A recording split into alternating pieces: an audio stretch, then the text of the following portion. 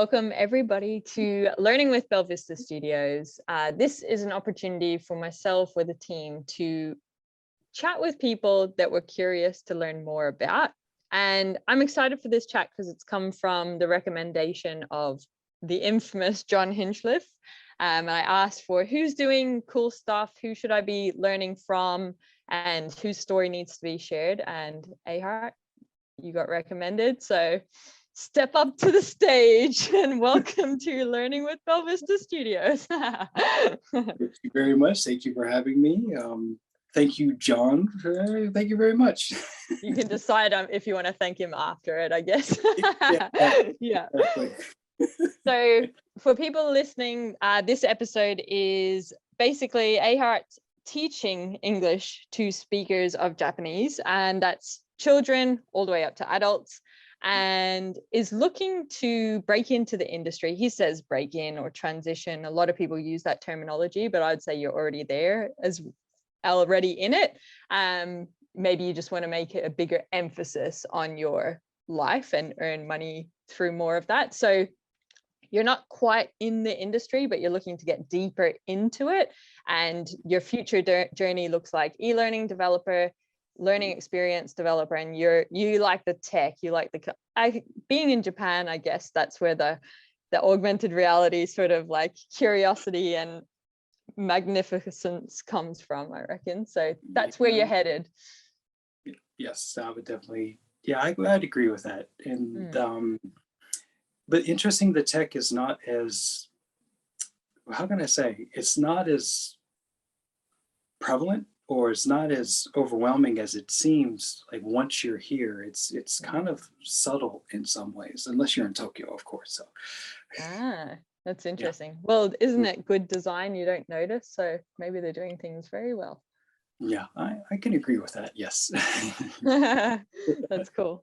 So you don't have a desire necessarily to be specifically freelance consultant or organization, but you are looking to get deeper in. I think it's a great opportunity for people I want to talk about the mindset sort of side of your journey. I think that's going to be really helpful, and kind of the practical steps you've taken so far and where you're headed. So the first question I have for you is, where has this desire from within come from to move on from what you're currently doing to where you want to go?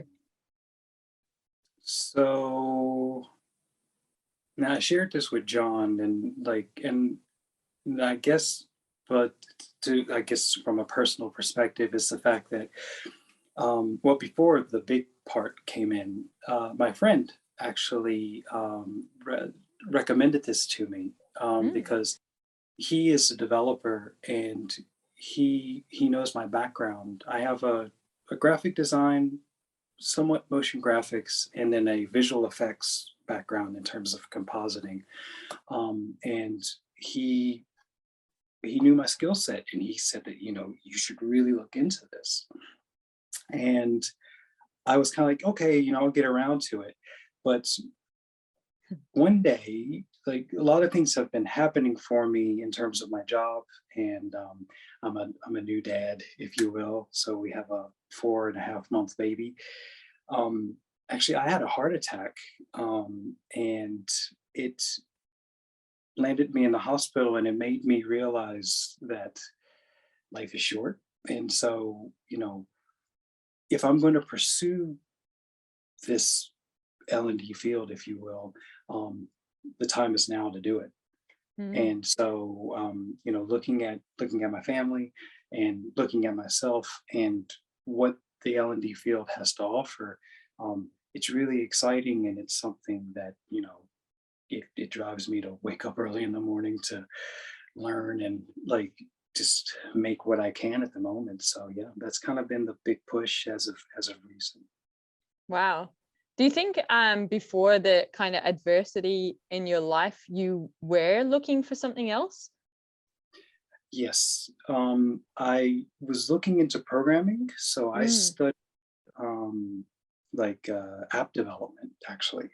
Yeah. And then the interesting thing is, I'm a visual person, right? And so all the words and the programming on the back end of things it's interesting, but then once it gets so long, then it's kind of, okay, where is this going kind of situation. So um, I didn't want to give up on it, but then when my friend suggested this to me, I was like, oh, I can do a little bit of programming with this as well. So without going too far, Yeah. and still maintaining that kind of visual motivation, if you will, I would say, or visual interest, I would say. Yeah. So yeah, like that's, I was hooked. So That's really cool. So I guess your kind of decision making things, you have been paying attention to what's important to you on a values perspective and also a passion perspective. yes, which is still very hard to balance out, but yeah, pretty much you got it right. That's pretty cool. Well, I'd say keep going with that, because for me, my experience has been when I do make decisions based on that, it works out well. And just reinforce that to people listening as well. Like sometimes it can be very easy to be motivated by something like money. I'll earn this amount of money, but like, does the joy come with it? And I do feel that your decision making should be more aligned to values and passion for long-term happiness and more day-to-day fulfillment. Would you say what's your thoughts on that? I agree, but it's one of those things where when you're looking down the road, in living in Japan, it's really kind of made me reflect more often than I ever imagined. And Mm, so, like, I had listened to your podcast about like a morning routine actually, mm, and and you do this idea of reflection and kind of meditation, if you will. So I'm trying to do that as well, like on a weekly basis. Where am I and where do I want to go? And sometimes there's certain outside influences that will distract me from that. But for the mm, most part, I try to keep that focus, if you will. So yeah, so I agree with you for sure. mm. Is there something that reins you back in to keep that focus? Because I get distracted as well. uh, Man, that's a good question. I'd say that I would say right now, I would say my daughter. Mm, Like when things get overwhelming and I've kind of, just kind of lose that focus, then usually that morning wake up, right? When she's looking at me and I'm just kind of like, oh yeah, okay. And then that kind of resets me sometimes. mm. Like, Yeah, a smile is all you need sometimes, right? So that's cool. It's like a perspective check, it sounds like. yeah, pretty much so. And actually, um, I I'm interested in Montessori education. Mm, So there's a lot of things that my wife and I are trying to do as parents in that kind of framework, if you will. yeah. And by us focusing on that, that actually makes me refocus on what I have to do in my day to day as well. So that's an influence as well. Yeah. Yeah, that's really cool. Wow. I would say my accountability is I ask myself, am I coming from a place of love or fear? And that Yeah, helps me recalibrate into making better decisions. that's a good point too. Yeah. Yeah. Mm. And you don't Um, want to, oh, go ahead, right yeah, go ahead. on. No, you go, you go. And I guess that's one of the things that's happening with trying to get into this field is that um, you want to have that passion, that love for it. But the fear is just, it's so noisy, basically. Mm, And, am I going to get a job? You're like, oh, I put my portfolio out there and like, like what if people hate it kind of situation, or yeah. what if I get that good paying job? So the fear is definitely a major distraction that I'm trying to block out, but yeah, that's kind of how it is. Well, I think there are fears that probably everyone has. And they're like natural ones. If I came to you and said, dude, I really want to break in. I'm really worried about like, am I going to get a job? Like, it's so competitive. There's so many people trying to do this. Like, how does my portfolio compare? What would you say to me? You put me on the spot. No, I'm joking. Like, honestly, I would look at the portfolio and I would, but before I looked at the portfolio, I would just be like, Kim, you got this. Okay. Stay focused, understand your reasons for going into this, and try to hold on to those as much as you can. And then cool. I'll get back to you after I look at your portfolio. So yeah, tell you if you're shit or not. nah. Like, but actually, and actually to that point, and this is something that John and I had talked about, is getting yourself out there.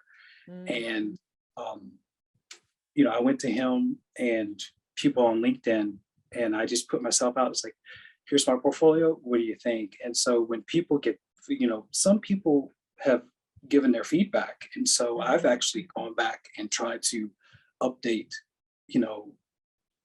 said project or whatnot is the case, just to improve on it. And it really does make you, how can I say, I really like the fact that I can actually grow even though I'm not officially in the field at the moment. And I think that's one of the greatest things about this field right now, is that there's so many people out there willing to help you that, I love it. Yeah, it like the industry is brilliant. There's so many fantastic people in it and so many generous people. And I think one thing that I love that you said is, you are asking for people's time and energy to add value to your life.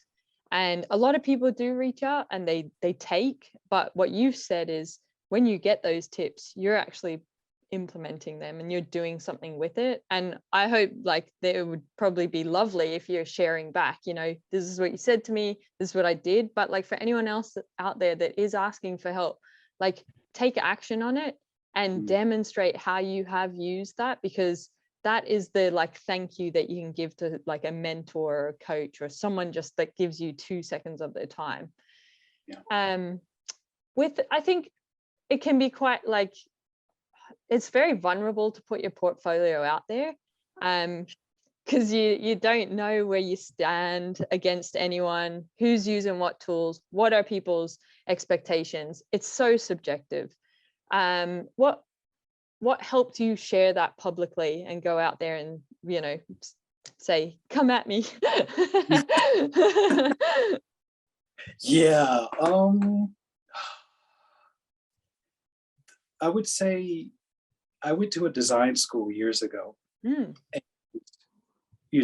those sessions that we had when we made the projects and we would have this kind of review, they were brutal, actually, because, your classmates, they would try to support you. It was like constructive criticism. That's what it was. They would give you the good and the bad, but then your teacher would just come in and like give you some good and just like lay into you basically. But you grow from that, and it's like tough love, if you will, because they just want you to be the best person that you can be. And I think with that, I think that's really helped me. And it's funny because I ask my wife now. I don't, she's my greatest critic, if you will.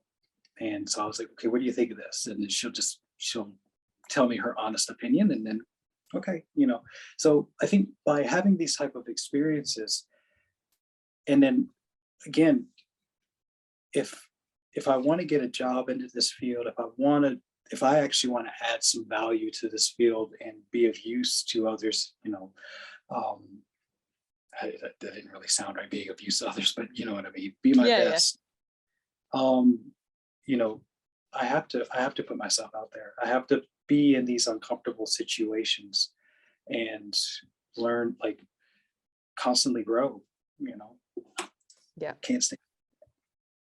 That's really cool. And I think you're learning so much more than is probably evident as well, because when you are putting yourself out there, there's the, first of all, like yeah, you're going to get feedback, and what feedback is important, what do you take on, what might be a personal opinion but actually doesn't hit the project goal. And it really is kind of training you to work with stakeholders. You know, you have to present a product, a solution to them that is your work, and they're going to do the exact same thing. They're going to give you feedback, good, bad, and they may not necessarily have your best intentions at heart, because they have a personal objective or a role objective. So I think you're, you know, learning to figure out what you want feedback on. Yep. When do you get it from certain people? What do you take on and say, thanks for your feedback, but we won't be doing anything about it? And even just stakeholder management. So I think that's a great thing that is going to come easier to you when you do work with stakeholders in the organizations and that you work with as well. So it's just training those skills so that when you get into the real world, for people listening, those are the inverted commas going up there. You're there, you're delivering to an expectation that is expected as a standard, a baseline standard, and you're not having to learn on the job. You're learning kind of in your own exposed time.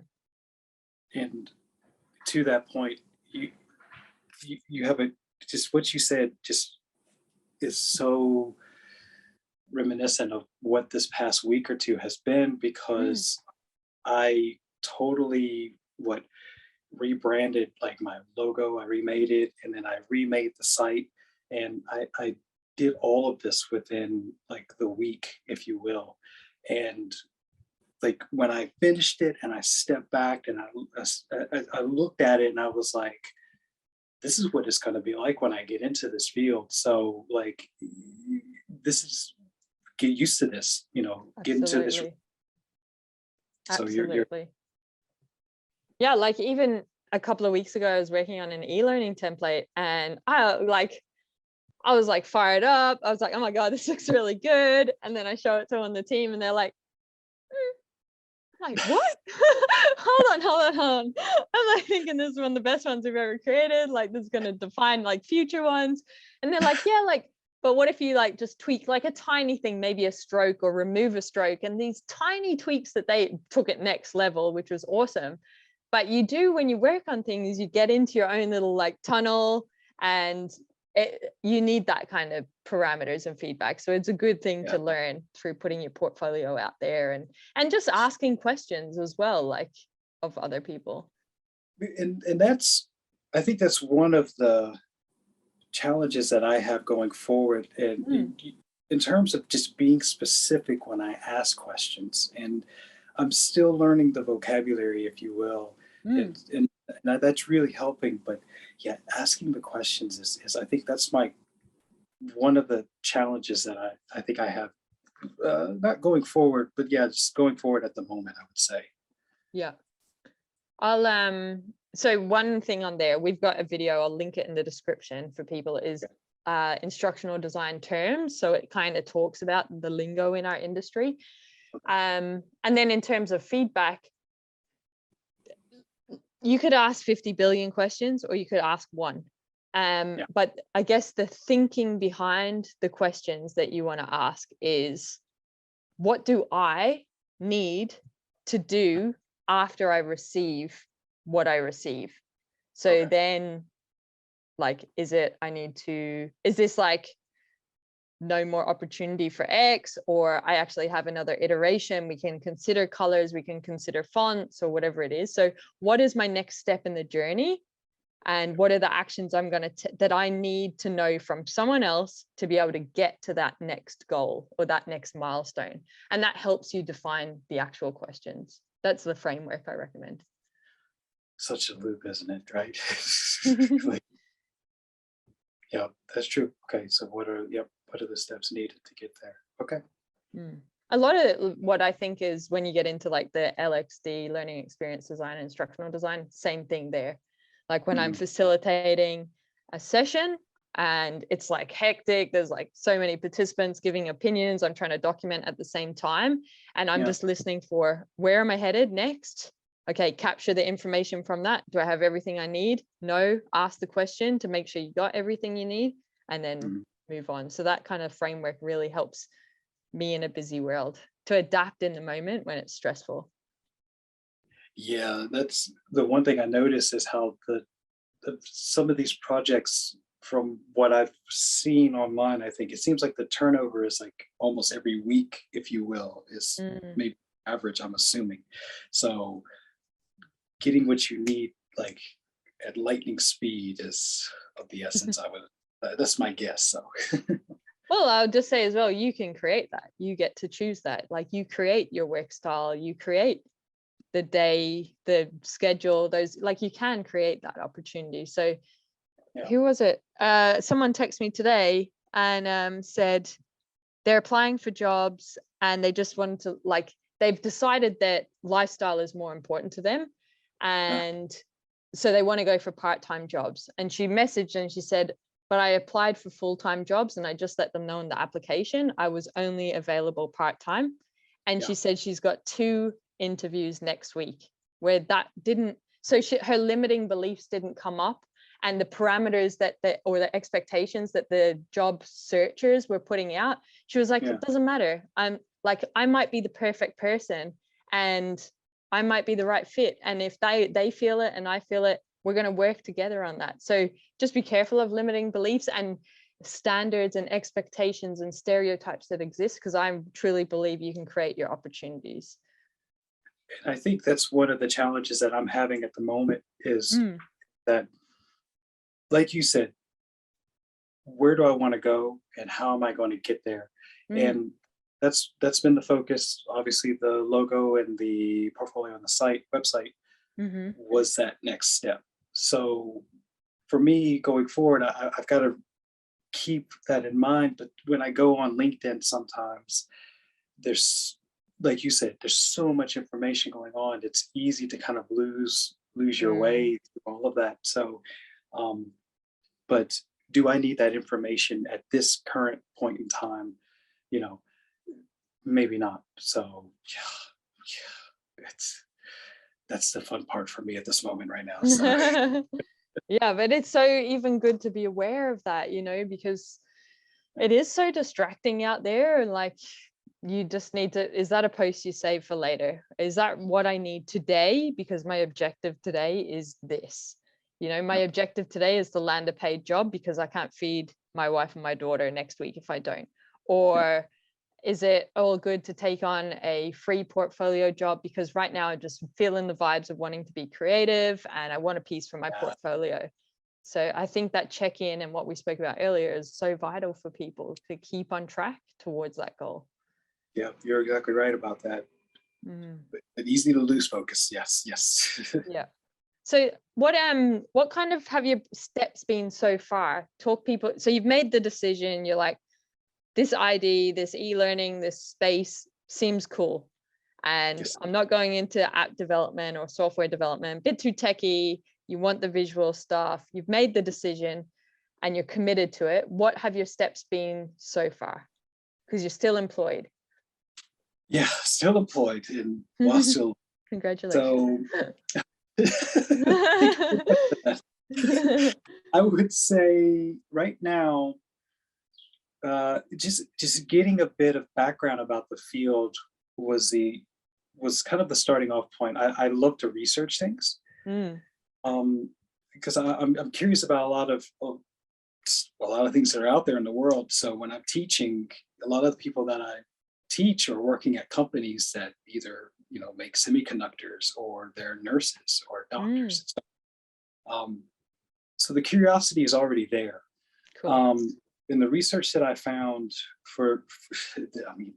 this L&D field, if you will, is just, it's a space unto itself, and it's constantly evolving.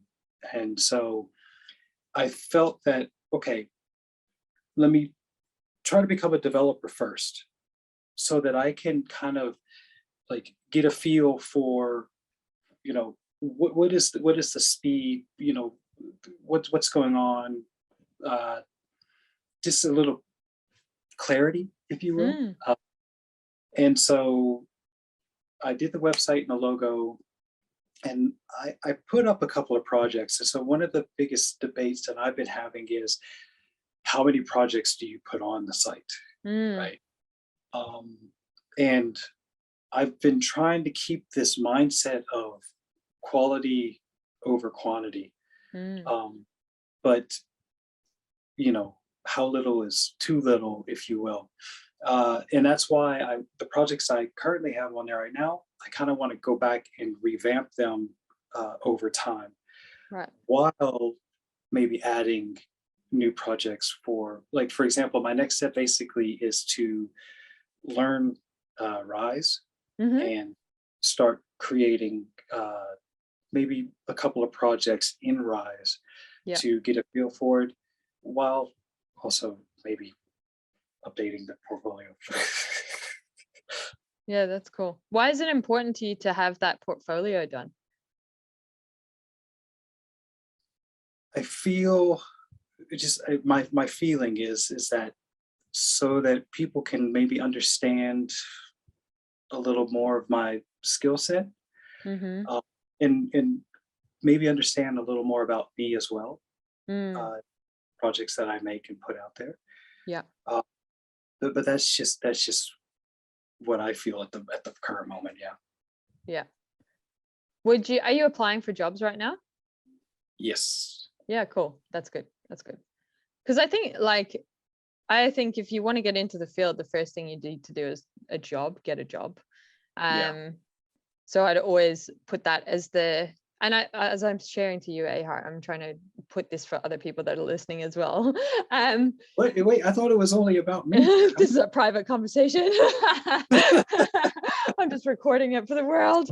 And all 53 viewers. Nah. We're going to change lives. So I think it is important to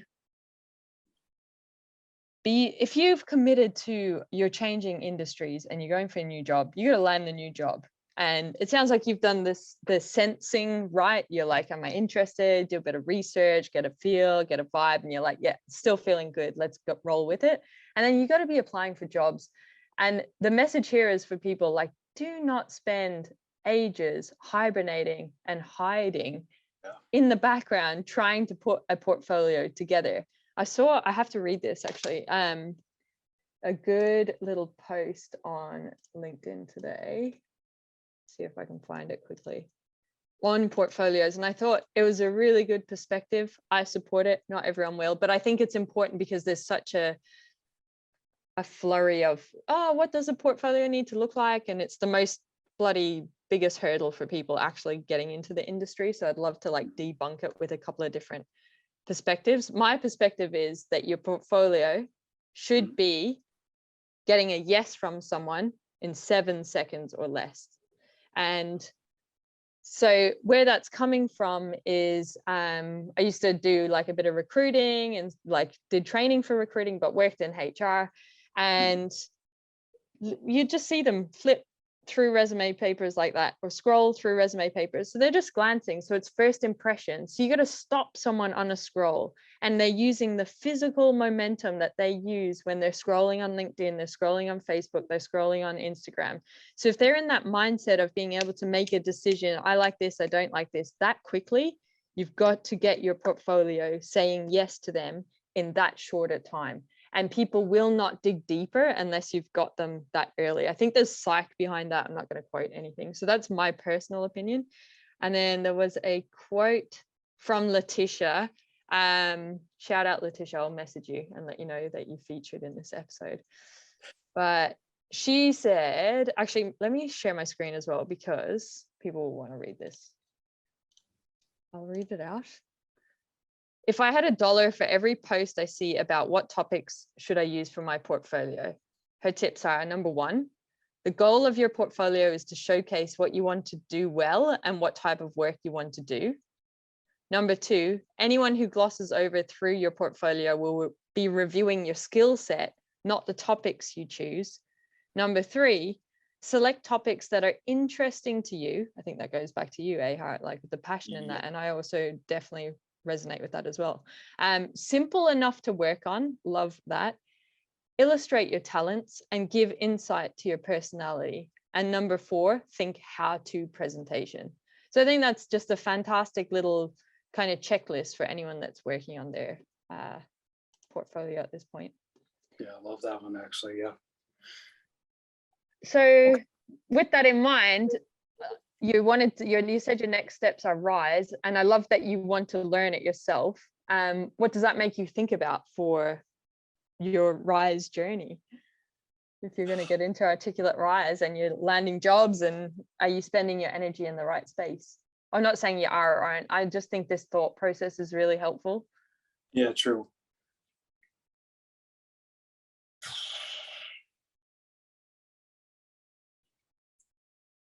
And this is where that kind of fear comes into play, doesn't it? Because I guess my fear is that, okay, I don't have Rise in my portfolio, right? Will they look at me kind of situation.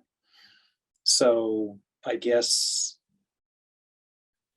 obviously I maybe I would just focus more on the applying aspect. Like let that be kind of like the main push, and then like kind of develop the portfolio without maybe putting too much pressure in that realm of things, if I think about it that way. Yeah, It's pretty cool. It's nice. Like, I think sometimes I have to check myself on this. I'm like, am I spending my energy in the right space? And it's like, for you there, like just using that example you've brought up, it's like, well, the job's important because you want to make that change, and you've got family decisions and lifestyle decisions and whatever else comes into it. So maybe 70% of your time goes into that. But the 30% that lays back is the play in the tools and updating your portfolio. But if it's aligned to your goals, going back to what we were chatting about earlier, which one is the priority at the moment, and just weigh things out a little bit more that way. And I remember, like, when I started, I didn't have a portfolio. I was going to client meetings and I didn't have one. But I could talk transferable skills, and also what I could do, and I had one example to use for those transferable skills. So I basically used the STAR method, which is situation, task, action, result. I had one story that I applied to communication, problem solving, teamwork, whatever. I'd made it work. And what I just made a commitment to myself was that any question that came up, I would figure out, I'd just tell them and respond in how would I do it for them, because I didn't have the experience. It was like first job, that kind of stuff. And with the tools, like there's tools now that I don't use, you know, and we're meant to be this e-learning instructional design company. I say, look, they're all a variation of each other. So we'll work it out. We don't need to talk about that right now. So like there's things you just don't need to like have all the answers. Be okay, because things change every single day. Like you can't possibly keep up. And that's why I just feel you got to be adaptable and just say, we'll work it out. Look, from my experience with development tools, they're all very similar. They just got different things located in different spaces. And that's enough for a client or a stakeholder to go, okay, cool, yeah, you'll work it out. And you do work it out because they are that way. I'm not lying. It might just mean that I have to spend 2 or 3 hours of the project figuring out, does it do that thing that I want this activity to do? No, it doesn't. Okay, well, how am I going to do it a different way? Yeah, that's true. That's true. And that's kind of the way I focused on some of the projects that I made, was focusing on what I need the project to convey, or like to say, if you will, and then just going into storyline, if you will, and can it do that? No, we can't do that. Okay, well, let's, like you said, figure out an alternative to it. So yeah, and you're right. Like, actually, let me ask you this really quick, is before I forget that, when you when you were in that kind of meeting, or like kind of applying these kind of transferable skills, like how different are things now compared to then?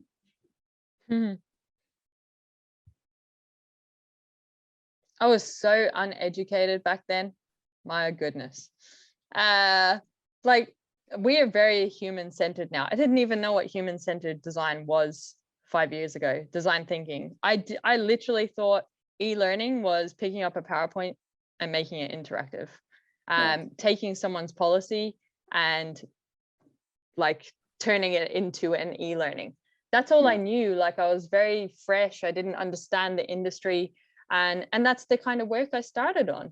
And that's the kind of work we started on as a company. But same with you, Ahart, is I was curious and I really was interested in learning more about the industry. So while I'm trying to get jobs and work in this industry, the 70% of my time, the other 30% was what's going on? Like, oh, that's an interesting article. That's an interesting video. I'm watching that. And I'm like, how can I experiment with that in this project that I'm working on now? And I just started to bring more things into my toolkit, more things into my thinking. But you ask me that in another 5 years, and I'll probably go, Jesus, 5 years ago, Kim, 2022, useless. What was she thinking back then, you know? And then the one that was 5 years before that, my God, she was like in kindergarten, you know, because I just know that everything is going to change all the time. And I can only do the best you said that, the best to my best ability. And as long as I have a good intention, which I know I do, so then I just trust the process. But then also with your human-centered design, I guess by having that type of mindset framework, whichever way you want to call it, basically it helps you to adapt to each of these kind of, you know, evolutions over time so that, you know, you can always maintain that focus. Yeah, it has, but I didn't know that at the time. But I always just had the mindset of I'll work it out. This is what I think is the best in this moment. Oh, now I've learned something new. Now I do things better. And now I've learned something new again. And now I do it even better times two. And you just continuously evolve. You know, we can't always have the answers. We're never going to be perfect. So just go with it. But it's so much fun to keep learning though over time. Yeah, anyway, we're right? so lucky. Sure, definitely. And, you know, like you said, you're reaching out to people, you're exposing yourself to the industry, you're pulling on your skills from other industries. And that's where you need to be. And you're attracting people that want that too. Like if you look at your portfolio, you probably find that you've got a certain style, certain topics, and that you're kind of niching into the clients, the projects, the stakeholders you want to work with. And also they're getting, like, there's a magnet drawing them to you as well. So you kind of craft that space for yourself and you decide, like some people decide, I love e-learning, but I never want to be an instructional designer. I hate that side of it, you know? So you're just kind of figuring it out as you go. Yeah, and that, like, that's, how can I talk about ID? To be an instructional designer is actually really exciting on so many levels. But like, that's why I want to be a developer first, because it's like I just want to see it in action over and over again. And now I'm sure basically what I'm doing is like creating these projects is being an instructional designer on some level. But I'm so curious to see, like, how does this really, like I want to see it in full swing, if you will. That's really cool, because that is an instructional design mindset, in my opinion, because what you're doing there is you're saying, show me the end result. And in your head, you're reverse engineering. How'd they do that? Why did they decide to make it that way? Why is that over there? Why is that over here? Why didn't they put this in here? So that's an instructional design mindset, which is problem solving, which is instructional design. And when we have the team members come into our team, they always start with quality assurance. I want them to find and break our stuff, because then they know what good looks like and what bad looks like. And then they go into development because they know the end result. Now it's how do you get the end result? Go develop it. And then when they get into the development side of it, they're working with the storyboard. So they're getting exposed to instructional design. And then it's a very natural transition. So I feel it's an appreciation for the holistic kind of craft that we do in our industry. And your approach is lovely. But even your mindset already, I wouldn't limit yourself to that linear progression. because it seems that you already have that curiosity, you're making connections already. So I think, and with your experience as well, you are an instructional designer, because you have to, a student presents something in the moment, you have to adapt. Where do they need to be? What's the best thing that I can do to get them there in the quickest, most efficient way? That's instructional design. So remembering that you're there, you're doing it. It's just, do you want the linear journey because maybe you've seen that mapped out somewhere? Or what is the role you're creating for yourself? You're good. You're good. Joking, but actually you have a great point though. You're absolutely right. And yeah, why is that? Hey, I'm gonna have a think about that one after we do this. It's like, but you have a great point in terms of that linear thinking, and maybe because of the influence, like we were saying, right? Or maybe this is just an excuse, but just what do we see on social media, right, or in the LinkedIn's, if you will? Yeah, you're probably right. Maybe just take that big jump, that big leap, and get over the fear, if you will, right? So, yeah, it sounds like, I think people in your position, you really need to think about the role that you want. What is the role? That's your goal, right? And go for that. Yeah, that's true. I mean, and yeah. I'm so curious about everything though at the same time that like but roles like that exist, right? Yeah. My role is that. But do you enjoy, which one do you enjoy more? Do you enjoy the instructional designer aspect, or like, for example, like just the developing aspect of things a bit more? Now I really like the problem solving, strategic thinking. So I like being in the workshop and trying to understand and work with stakeholders. I like to get them to their goal as quickly and as efficiently as, and the most effective way that I can. I've developed skills over time that I can join the dots very simply. And for me, I've put a lot of work in to develop those skills. So, and that's where passion and curiosity has come from. So now when that happens in the moment, I have a moment of pride going, you're being rewarded for that learning that you've done, or that all those years of developing yourself in this, it's coming to fruition now. And look how happy these stakeholders are, and look at the impact that problem solving is going to do to that organization or to that group of people that will be impacted. So for me, I've always, as far back as I can remember to like teenage land, has always been, what do I like? Do more of that. What do I not like? Do less of that. When I started the business, I had to do everything, and I didn't know everything either. So I was learning on the job. And then when my capacity grew and there was things that I really didn't like doing, or they'd take me a long time, that's when I said, this isn't for me. There are people out there that love this stuff and they're really good at it, better than me. They need to be doing this. And that's how the team works now as well. So we're always checking in. What do you like doing? Where are your interests? Because that's where high performance comes from. That's where trust, cohesion, all that sort of stuff comes from. It's just going back to what you said earlier, like, what are you interested in? Where's your passion? And make sure that you focus on that.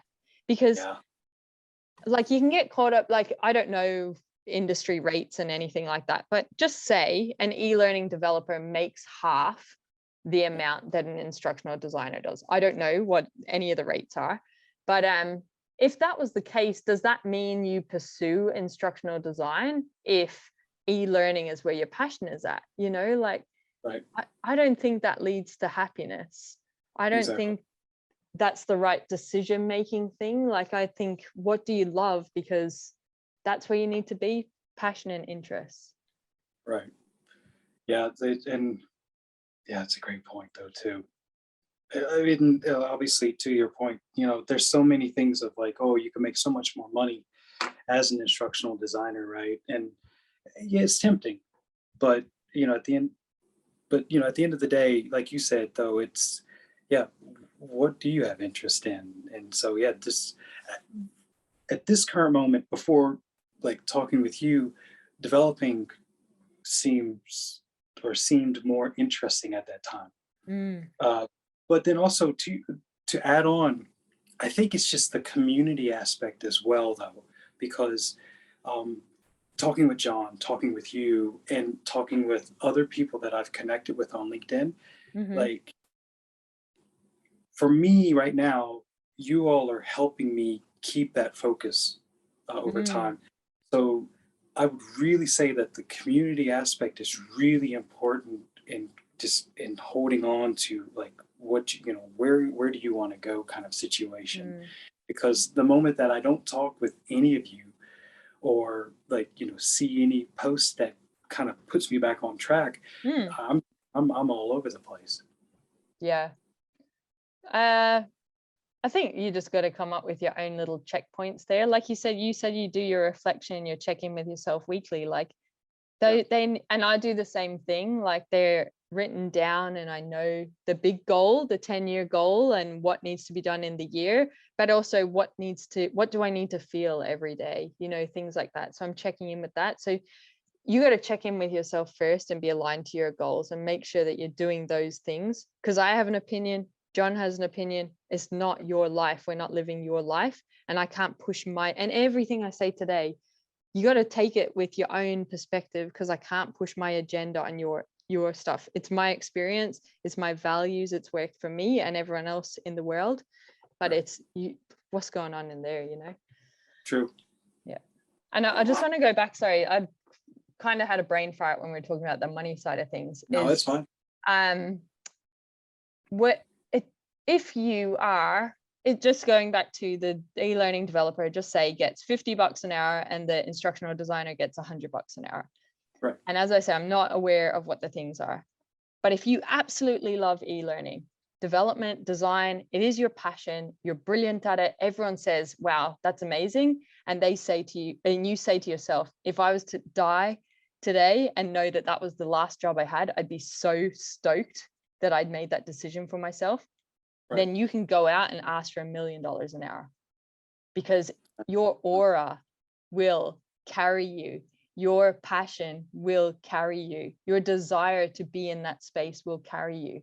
So don't let industry rates determine what you earn or determine the decisions you make. Determine your own rate. Determine your own worth.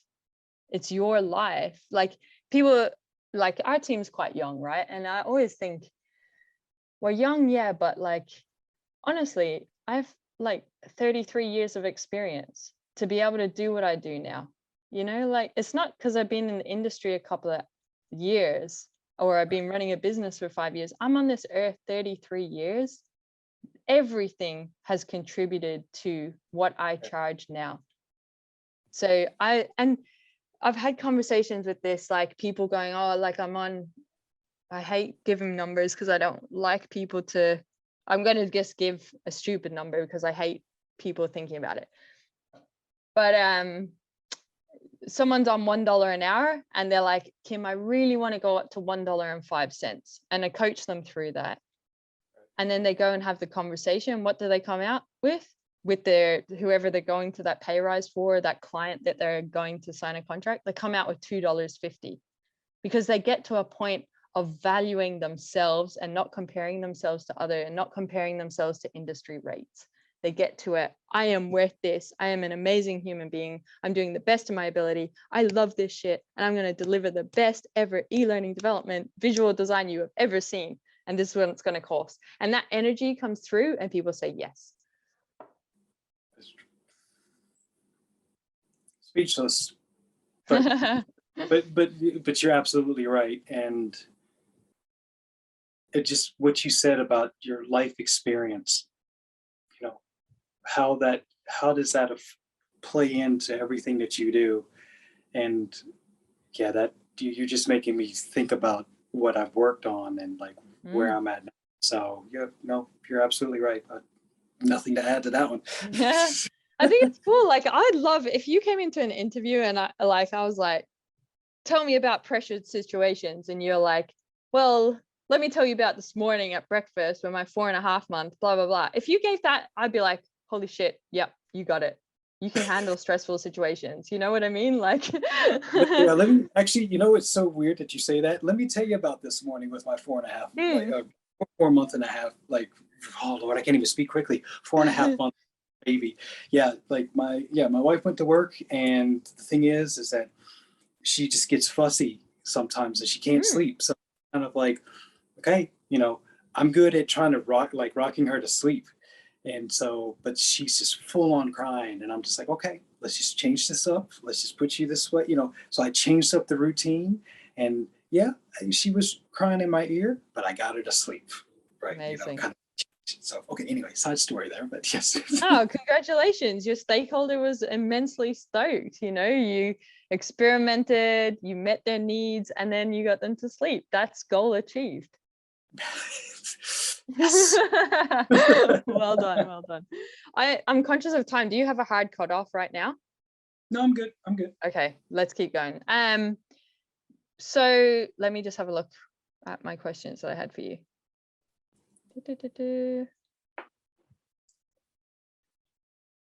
Let's keep going with the next step. So you were talking about you want to experiment with Rise and that. What else is your next steps? So off the top of my head is storyboarding. I want to try to improve upon writing skills as well. So storyboarding, writing, of course, with Rise, we talked about that. And while I'm applying for jobs, by the way, Nice. and that's kind of where I'm at this moment. Again, my curiosity expands a little too far, and so I kind of start losing focus. So I'm kind of like, okay, let me just get just about this much, okay, and then I'll kind of thing. Okay, so let's talk about that. It expands too far according to who? According to me, I would say. How come?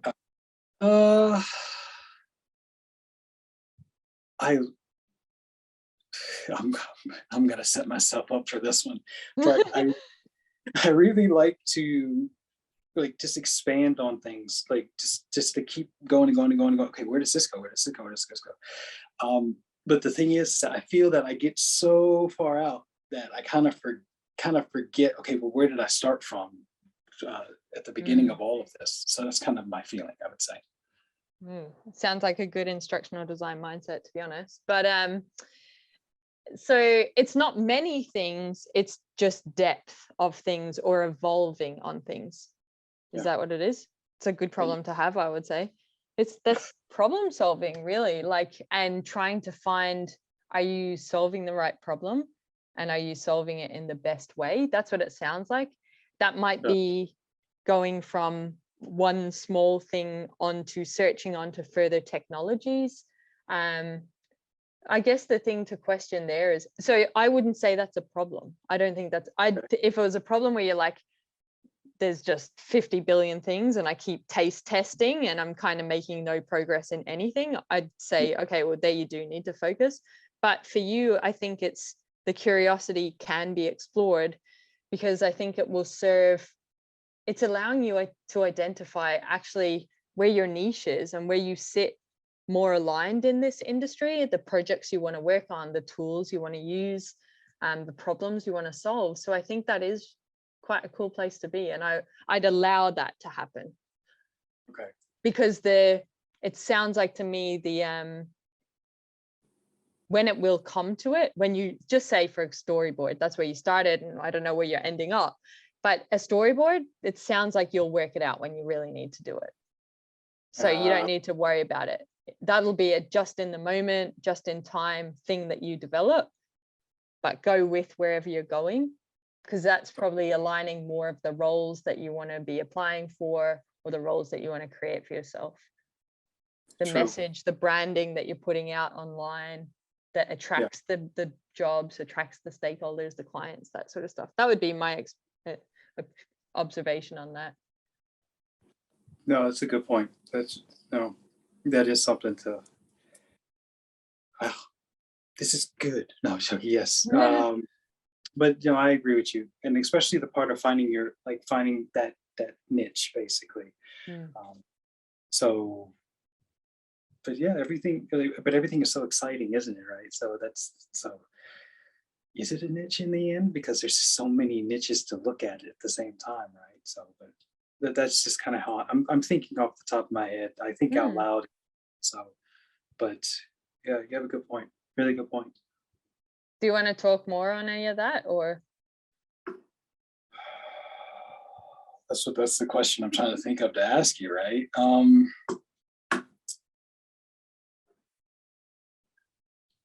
Is there such a thing as how far is too far? Like, just going too far out there to where that's like, okay, you kind of lost in space at the moment. Yeah, I think it comes back to what's the goal you're trying to achieve. Yeah. And you just got to go, oh, am I aligned now to that? Am I playing in the 30% space now and it needs to park itself as it's an experimental play, curiosity sort of thing? Or is it enough that it's like, this is something that I freaking love and there might be a job in this. So I'm going to start applying for jobs and you Google and you find out that there are jobs in that space and you're like, holy shit, that role statement lights me up, makes me go on fire. I want that. And then that's when you go, yeah, I'm still pursuing this thing because I need to learn the lingo. I need to learn what technologies talk to each other or how it might be used or what projects and things people have used it on. So it's always just, what's my goal? What's my objective? What's my intent? And am I swaying from that right now? And I think having a time frame on that might help as well, Yeah. Okay. Maybe that's what it is with me, is the time frame. Yeah. I think you hit that right there. So, okay. Time frame it is. Sorry, I'm taking notes as quick as I can. Yeah, no, it's all good. Yeah, no, the time frame I think is maybe the issue in terms of just, okay, I've delved into this. Okay, now it's time to get back and start making this or putting it out there, so to speak. Yeah. Yeah. If it's not aligned to your goal, or if it is, keep going. True. So maybe it sounds like we always talk about this as success statement. What is your success statement? I don't know if you're clear on that for yourself. If you are not clear on that for yourself, you need to get clear on that, because then all these things that are coming up for you will be so easy for you to make decisions on. Am I just like procrastinating, getting lost in all these wonderful things out in the world, or is this actually like getting me faster and faster to where I want to be? Okay. So the success statement basically looks like, when I achieve it. Actually, so Kathy Moore, have you come across her blog? Kathy Moore, the action mapping. Yeah, amazing. She's got a formula which is, oh God, it's been holidays now for a couple of weeks. I'm a bit rusty. Don't worry, it's understandable. It's something like, if there is an increase or decrease in X by this time, as a result of doing blah, blah, blah. You need something definitive like that for you. Okay. Yeah. Yeah, I need that success. How different is that from a mission statement, a success statement? Success statement is very tangible. So when we use it in our instructional design process, so when we have a success statement, we can literally get all the learning objectives from it, because we know who we're talking to, what they need to do, what they don't need to do. It generally is it's normally maximum 2 sentences, but it's that specific that we can sit down and write learning objectives. And it's funny, actually, Hannah in our team, she sent me a text over like the holiday period. We've just crossed New Year's, and she was like, I'm literally doing learning objectives for my New Year's resolutions. I have Bloom's taxonomy out in front of me. Like that's, so she's got her success statement for life and she's writing down whatever those health goals, the financial goals, but she's got learning objectives. Why do I keep saying objectives? Objections for each of them. That's how specific she can get. And now she literally has in her calendar, I'm learning this particular, I'm going to watch this video because it's aligned to that learning objective that's important to my life. And when I achieve this thing in my life, it's her ultimate life goal, whatever, she'll be a really happy person, sort of thing. So get it that specific because it's an action plan for your life or your development plan or your career change, whatever. That's A true. vision statement to me is like, I think for the language I use for myself is like, it's basically your why, or I call it my fire statement. What fires me up? How can I like literally get teary-eyed? Because like you saying, you look in your daughter's eyes and she's giving you that little smile and you're like, fuck it, get out of bed, go do this. It's that's what the vision to me is. Yeah. That's true. Yep. No, like that's exactly right. And I've had that feeling before in the past, right? So like, so I know what it feels like. So now I've got to capture that within this new like kind of ID framework, if you will, or like get that feeling first.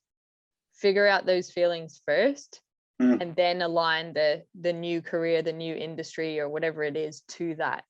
Okay. Yeah. Because it sounds like, for example, like I don't want to prescribe your life, but you've got a creative background, right? You've done visual stuff. So that's there. And I look at myself, there's things from when I was a little tyke, like a little girl, 6, 12, whatever, that have always been creative for me as well. So when I think about the fire, and then I need this absolutely in my life, because like if I died today, I'd be all good with it. And then it's like, okay, well, what are those little things like the creativity that can slot in and support that and enable it? Because especially when you talk about, you did describe it as like a future dream of getting into AR. Maybe that's your first step. Like, I don't know why you described it as like e-learning development, instructional design, then augmented reality, but maybe that's your first step. You know, maybe you're skipping through the others. You have a taste and an element of them, but you're onto that because that's the number one thing for you. So find your fire, then get your success statement, get your learning objectives, and you'll be I'll be good to go. Epic. Yeah. You're already great. You're doing brilliant already. But I think the nice overwhelming feeling to have is just that like there's just so much to learn out there. Like you said, you're never going to learn it all, you're never going to be perfect, but just getting that little bit of, just extra, I don't know, information, knowledge, I don't know the proper word for it, but just looking at new things and so forth. Yeah, that is definitely that is the fun part of it all, I guess. For me, the curiosity in it. So yeah, well, I think that's a really great piece of evidence that you found the good industry that aligns to you. Yeah, which I never knew existed before. That's the like I'm kind of slapping myself that I didn't like find this earlier. But yeah, where was this hiding the whole time? And it was like right in front of me the whole time, right? Like, You're good. You're good. All of the things you've learned so far will take you to the next bit. I appreciate that. And, again, the one thing that I do have to say is I really just appreciate, yourself, John, just so many others that you're taking the time to help us out, like kind of like that are trying to transition or get in, whatever the lingo is. But I really appreciate that because when I was trying to get into the software development aspect of things, man, that was tough. That was really so. It's been a great experience so far. Challenging, but it's been great. So thank you so much. Oh, it's a pleasure. It's really exciting. And, that's aligned to our passion, like I love helping people that have it within them. They don't know what they don't know. And when you just go, bleh, then they're like, yep, see ya, got it, and take it 10 times X what you think they can, But that's coming from a place of passion. That's what makes it so easy, to do these things, to prioritize like this kind of conversation. And I love learning. That's why it's literally called Learning with Belvista Studios. So we can learn from other people, because we're not the best. Like, we want to feed our curiosity. We want to continuously grow and adapt, and we need to expose ourselves to different mindsets and different thinking and different experiences. So that's what it's about for us as well. But you're all the better for it. Not just, there's so many people that have probably said thank you so much, but yeah, it's, and it's nice to know that there is that, like, for such an industry, it's nice to know that there are people that are constantly kind of paying it forward, if you will. And obviously for me, once I get in, that's going to be my situation, or not situation, that's going to be my gift as well. Like, what can I do to try to kind of pay it forward as well? So yeah. Well, Ahart, you are in already. You're in the industry. No, none of this when I get in. You got to eliminate that language from your vocabulary. You're in the industry. You're just looking for the next job within the industry. And also, you're already paying it forward. Like, even coming on here saying yes, I'm like a stranger, and you're like so enthusiastic. And your journey and the sharing that you, and it being being so reflective in the moment is, I think, really appreciated by people, because we don't always have to have the answers, and not everyone has a perfect journey. Like, it's like we always see the end result, but we don't see the in progress. And I think this is a beautiful story for people to see it in the moment. So you're already paying it forward by just saying yes. There was no resistance, and now, like, what you've shared in this hour as well has added value. Well, I mean, more. you just didn't know this, but off screen, like John's got my arm wrapped behind my back, so that's kind of, like, how much is he paying you? Nah, thanks. But Do you want to summarize kind of what resonated for this chat, and might be a good summary for people listening, watching? I would say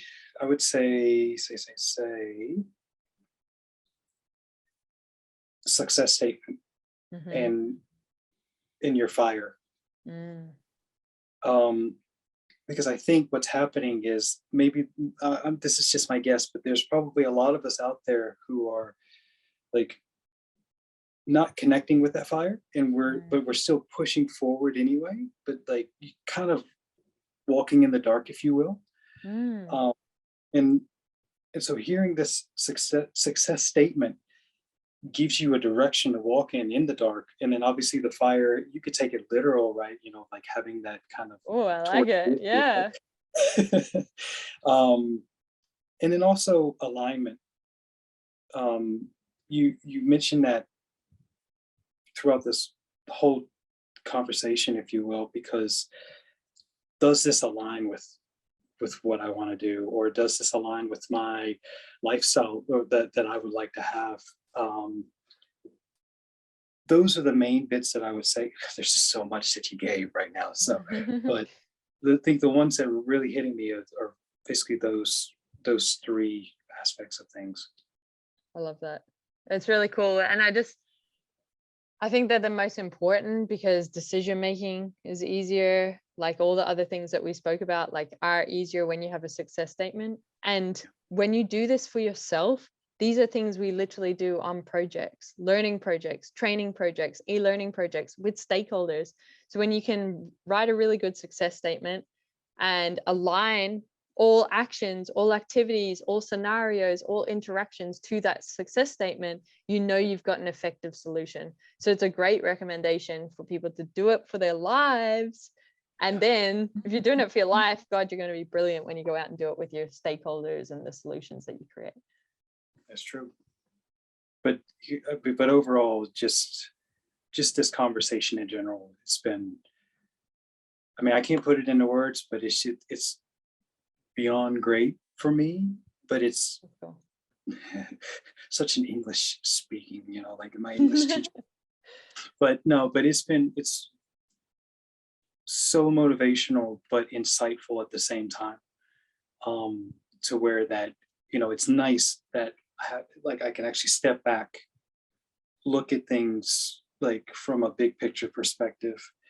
Okay, get back in. Okay, move forward, kind of situation. So Mm. extremely helpful. And I thank you for that. So Oh, it's a pleasure. That's really cool. All right, we're gonna end our chat like for the people. So everyone listening, watching, thank you for choosing to learn with us. Big round of applause, and thank you to Ahart for being a guest and just really demonstrating what life is about, and like take the time to contemplate, reflect, align what is right for you. Go do your homework after listening to this and figure out your own success statements and go make decisions that are aligned to that. And please share this with anyone that you think will add value to their lives, because I do think it helps people create their ultimate lives, and we're only here in one form. So go get it. Thank you for watching. Peace out, homies. What's up, awesome human? Thank you on behalf of myself and the Belvista Studios team for continuously choosing to learn with us. We really appreciate it. If the tips and the insights and the context resonate with you and you want to take your skills to the next level, or you want to make your life way easier, you will love our Creator Hub. The Creator Hub is a place for people like you and us. Basically, it's the stuff that we use internally at Belvista Studios, and then we just share it publicly with you. The Creator Hub is created by instructional designers for instructional designers, and what you'll love there at the moment is we've got a quiz, could I be a better instructional designer, that has so much tips in the feedback if you're interested in human-centered design or just taking your skills to the next level in terms of the solutions you're creating, the problems you want to solve. But in there as well, aren't we cute? That's us. But we've got the coaching courses, freebies, give us gratitude, and also we've got some templates. And basically they're always around the lens of learning experience design, instructional design, and e-learning. So a human-centered design focus is very much what we're about at Belvista Studios. So putting your learners at the heart of a solution and creating something for their needs. So there's the human-centered design stuff, and then we've also got the business stuff. So this is the stuff they don't teach you about when you want to become a freelancer or a consultant in the instructional design world. So go check it out. The link is in the description. You can check out everything that is available for you. Thank you for choosing to learn with us. Continuously invest in your skills. You will be rewarded as an instructional designer. Share this stuff, share it with other people, because when we are better instructional designers, we create better solutions that create better humans, that create a better world. So we have a very important role, and I'm excited to be on this journey with you. Have an awesome day.